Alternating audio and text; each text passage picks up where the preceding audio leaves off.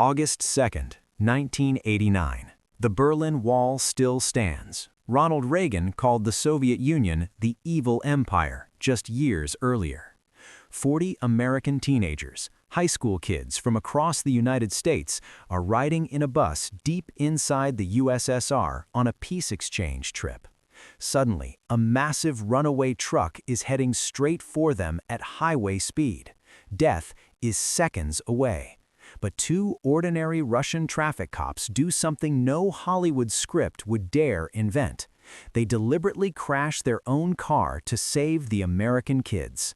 This is their true story, backed by TASS archive photos, Soviet medals, and a personal thank you letter from President George H.W. Bush. Welcome to 1989. Mikhail Gorbachev's perestroika is opening the Soviet Union for the first time in decades. A little-known American organization called People to People International launches the Friendship Caravan, the first big student exchange since the 1950s. 300 American high schoolers from 20-plus states fly to Moscow. They meet Raisa Gorbachev in the Kremlin, tour Leningrad, visit factories, and finish at the legendary Artek pioneer camp in Crimea. It's pure people-to-people diplomacy at the end of the Cold War. On August 2nd, the group is in 9 buses heading from Belgorod to Kursk. One bus carries exactly 40 American teenagers. Leading the convoy, or riding right in front, is a single Soviet GIA traffic police car with 2 Kursk officers. Sergeant Mikhail Pankrashev behind the wheel, Senior Lieutenant Vladimir Kyrylyuk in the passenger seat.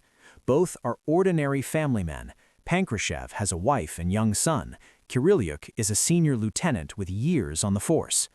Late afternoon, straight highway, clear weather. Suddenly, the driver of an oncoming ZIL 133 heavy truck loses consciousness or falls asleep. The 20-ton truck drifts into the American bus's lane at full speed. The kids are laughing, listening to Walkmans, completely unaware. Pankrashev sees it first. There is no time to swerve the entire convoy. In a split-second decision that defies every rule of police procedure, he floors the accelerator, yanks the wheel left into the oncoming lane, and deliberately positions the police car directly in the path of the truck, like a human shield. Boom!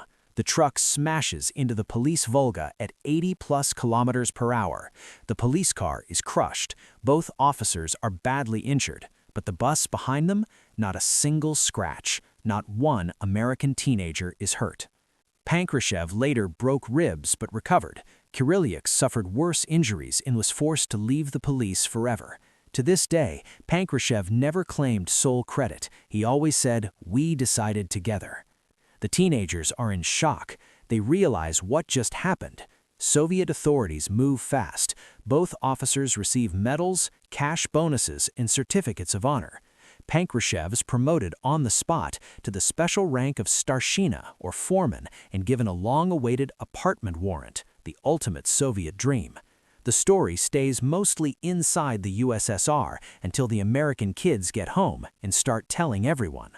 May 1990, an official American delegation flies to Moscow. At a special ceremony, the head of People to People International hands Mikhail Pankrashev a personal letter dated May 9, 1990, signed by President George H.W. Bush himself. Bush also sends an autographed portrait and a beautiful mantel clock. Read the exact words from President Bush. On-screen text plus voiceover. Many Americans have traveled to the Soviet Union and brought back wonderful memories, but the young students you helped last summer brought home a very special memory. Knowing that you would place your life in danger for them, above and beyond the call of duty, will always remain in their minds and hearts. Bush called it an exceptional bravery. This is not rumor.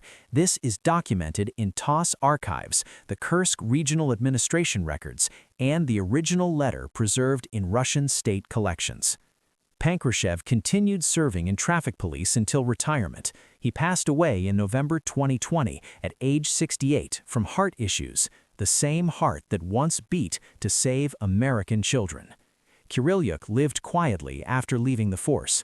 The 40 teenagers, Now in their 50s, many still tell their grandchildren Russian cops literally laid down their lives for us. No movie, no big Hollywood film, almost no English-language coverage until this video. 2 Soviet cops in 1989 proved that bravery has no flag, no ideology, no border. In the middle of the Cold War, they chose humanity. President Bush recognized it. History should too. If this story moved you, hit like, subscribe, and share with any American who still thinks the 1980s were only about fear.